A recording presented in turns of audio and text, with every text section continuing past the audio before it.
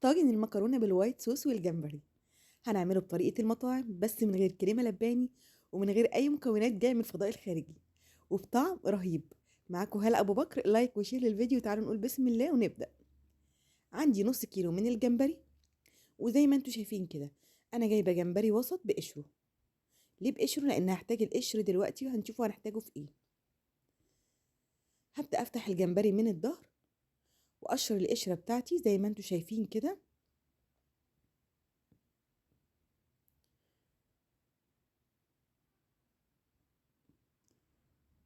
وبعد ما اطلع القشره بتاعتي بقى هبتدي اشيل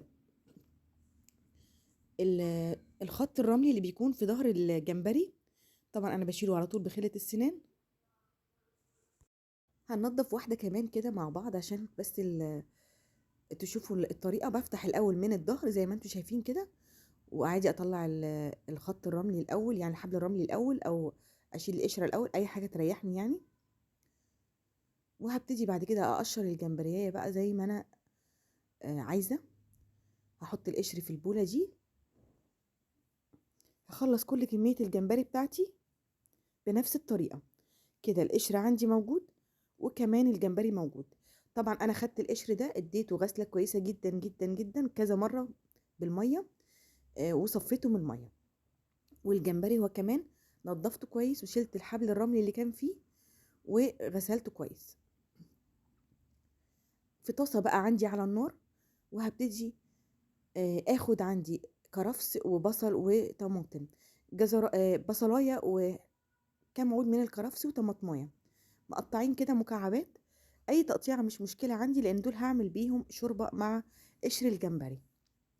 اخد طبعا راس الجمبري والقشر بتاعه وهضيفه على الخضار الحلو اللي انا حطيته ده.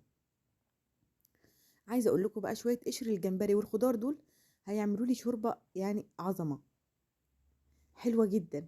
نقدر كمان نشربها كده من غير ما ندخلها في الوصفه.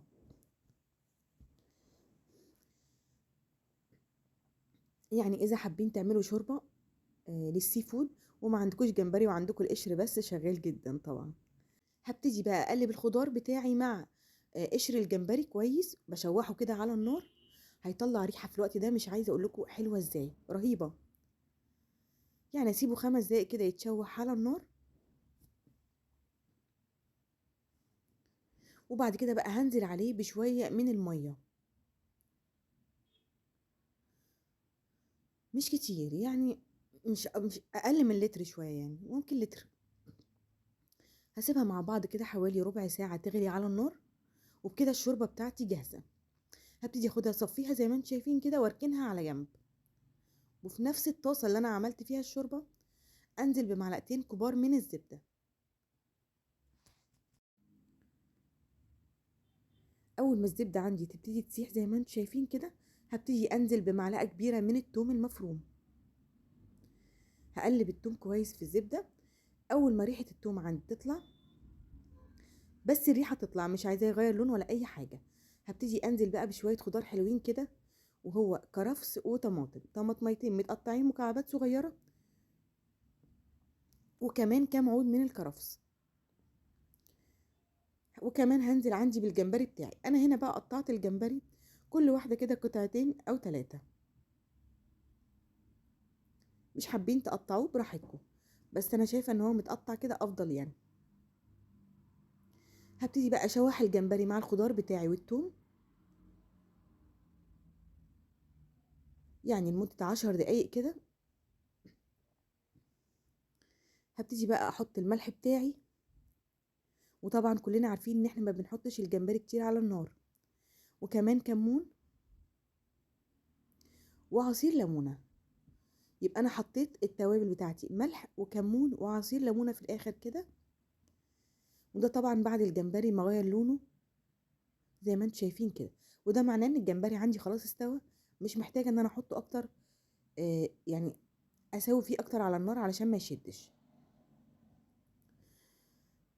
بعد كده بقى هنزل عليه بمعلقه كبيره من الزبده. الزبده دي علشان احط عليها الدقيق بتاعي اللي هيربط لي الصوص اللي عندي. هحط بقى 3 معالق كبار من الدقيق.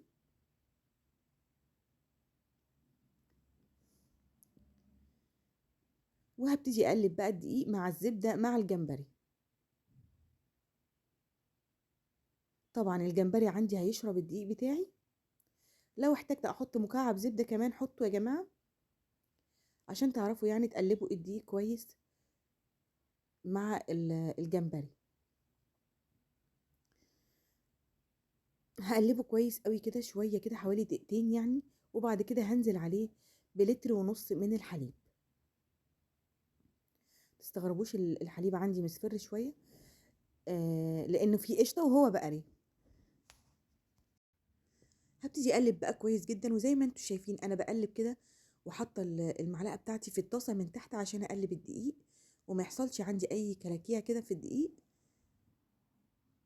هقلب كويس جدا، وخلاص كده انا اتاكدت ان الدقيق كله اتقلب وفك كويس من الطاسه بتاعتي يعني ومن الجمبري. هبتدي انزل عليه بقى بشويه حلوين كده من الشوربه بتاعتي اللي اخدتها على جنب.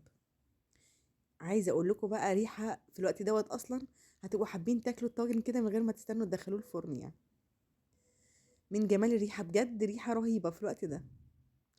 هسيب كله يغلي مع بعضه كده غلوتين 3، الصوص بتاعي يتقل زي ما انتم شايفين كده. لو ما تقلش معايا ممكن نحط معلقه نشا، مفيش اي مشكله. هبتدي انزل بقى كمان بشويه من الشبت. يا على الجمال، الشبت هنا بيخليه روعه. هقلب، بصوا الطاجن رهيب بكل المقاييس. طبعا انا في الوقت دوت سلقه مكرونه وحطها على جنب. سلقت المكرونه حوالي 5 دقايق في ميه وزيت وملح، وصفيتها وهي كده بقت عندي جاهزه. هبتدي اضيف عليها بقى الخليط اللي انا عملته، خليط الجمبري بالحليب بالخضار، هضيفه على المكرونه بتاعتي. طبعا نحط في طبق كبير كده علشان نقدر لما نضيف الخليط كله نقلب كويس. خلاص كده انا حطيت الخليط بتاعي كله، هبتدي اقلب كويس جدا. بصوا هو غرقان بقى في الصوص بتاعه. يعني انا ممكن اسيب الجمبري والمكرونه واكل الصوص ده بس يعني. تمام كده عندي بقى الطاجن جاهز. اطباق فويل بقى، ألمونيوم، بايركس، اي طواجن عندي نقدر نستخدمها. انا بحب اعمله في طواجن فويل كده علشان اعمل بالعدد، ويبقى كل واحد ليه الطاجن بتاعه.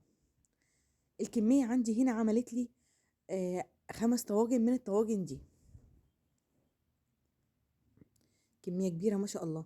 خلي بالكم انا مستخدمة في المكرونة بس نص كيلو كيس مكرونة بس يعني. بس خلاص خلصت الطواجن كلها بتاعتي بقى. نقدر نحطها كده زي ما هي في الفرن، ونقدر نغطي وشها بقى بالجبنة. والأحسن طبعا ان احنا نغطي وشها بالجبنة.